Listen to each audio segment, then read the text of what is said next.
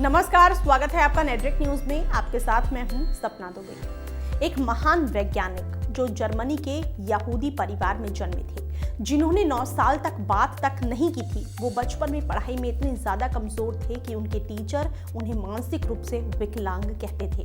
लेकिन 6 साल की उम्र में ही सारंगी बजाना शुरू कर दिया था। दिमाग के कमजोर होने के बाद भी पहला आविष्कार मात्र 12 साल की उम्र में कर लिया था। लेकिन केवल अपनी इच्छा शक्ति के दम पर वो पूरी दुनिया के महान वैज्ञानिकों में गिने जाते हैं, जो ये मानते थे कि कोई काम छोटा या बड़ा नहीं होता। अगर किसी काम को पूरी सच्चाई, ईमानदारी और मेहनत से किया जाए तो आपको सफलता जरूर मिलेगी। उनका दिमाग बाकियों से थोड़ा अलग था और थोड़ा बड़ा भी। लेकिन इस महान वैज्ञानिक की जब मौत हुई तो उनका दिमाग चोरी हो गया। आखिर क्या हुआ था ऐसा जिस कारण उनकी मौत के बाद दिमाग निकाल लिया गया? किसने किया था आइंस्टीन का दिमाग चोरी, आपको बताते हैं। लेकिन उससे पहले आप चैनल को सब्सक्राइब जरूर कर लें, साथ ही बेल आइकन को जरूर दबाएं, जिससे हर अपडेट आप तक पहुंच पाए। अब आगे आपको बताते हैं कि अल्बर्ट आइंस्टाइन का जन्म 14 मार्च 1879 को जर्मनी में हुआ था।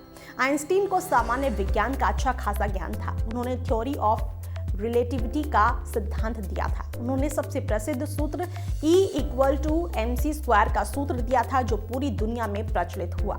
उन्हें नोबेल का पुरस्कार मिला।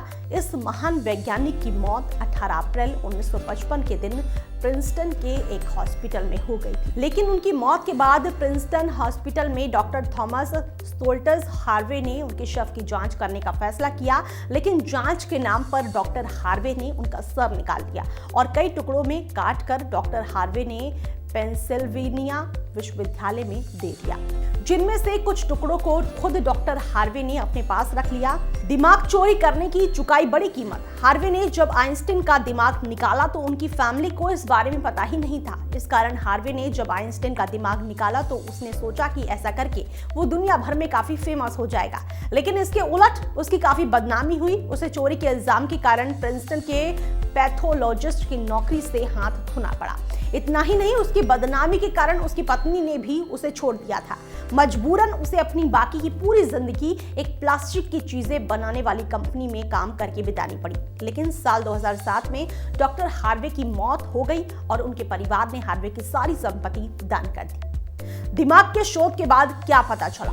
साल 2007 में हार्वे की मौत के बाद आइंस्टीन का दिमाग हार्वे ने फॉर्मल्डिहाइड के मिश्रण में संग्रहित करके रखा था और काफी सारी फोटो भी ली थी। सभी चीजों को मैरीलैंड के राष्ट्रीय स्वास्थ्य और चिकित्सा संग्रहालय को दान कर दिया ताकि उस पर जांच की जा सके।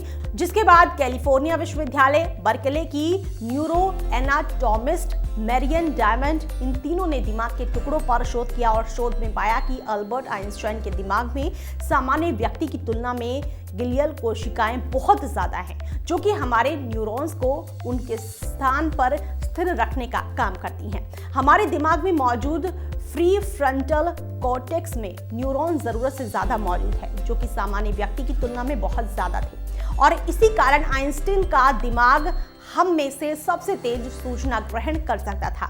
इसके अलावा उनके दिमाग में कार्पस कैलोसम नाम का ऊतक भी पाया गया था, जो कि दिमाग के दोनों हिस्सों को जोड़े रखता है। ये सामान्य व्यक्ति की तुलना में काफी ज्यादा मोटा था, जिससे व्यक्ति के सोचने की क्षमता कई गुना ज्यादा बढ़ जाती है। अल्बर्ट आइंस्टाइन भले ही ना हो, लेकिन उनके दिए सूत्रों के कारण आज दुनिया आधुनिकता की नई मिसाल पेश कर रही है।